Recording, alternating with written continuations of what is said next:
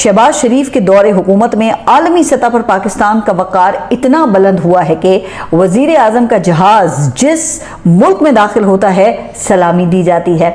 अब इस बात पर मुझे एक लतीफ़ा याद आ गया है। कहते हैं कि पप्पू और गप्पू दो दोस्त थे। रिजल्ट का दिन आया तो पप्पू ने गप्पू से कहा कि मेरे अब्बू मेरे साथ खड़े हैं, तुम जाओ रिजल्ट देख कर आओ। अगर मैं एक पेपर में फेल हुआ तो कहना कि एक मुसलमान की तरफ से सलाम, दो पेपर में फेल हुआ तो कहना कि मुसलमानों की तरफ से सलाम।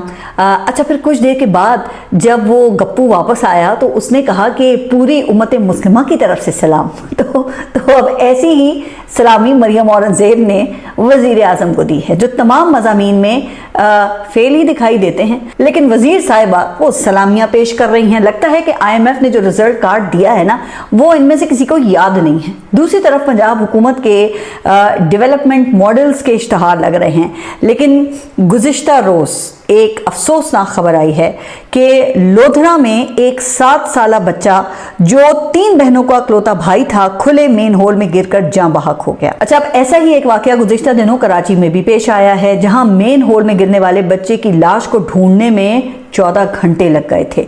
अच्छा, आप देखें कि दोनों वाकयात पर हुकूमतों का रद्द-ए-अमल भी एक जैसा है। जिस तरह वो कराची में हुकूमत ने उसकी जिम्मेदारी वो BRT की तामीराती कंपनी के ऊपर डाली, कुछ ओहदेदारों को मुअत्तल किया, माफ़ी मांगी और फिर चल सो चल। बिल्कुल इसी तरह लोधरा में वाक़े का जिम्मेदार एक तामीराती कंपनी के ठेकेदार और सब इंजीनियर को ठहराया गया।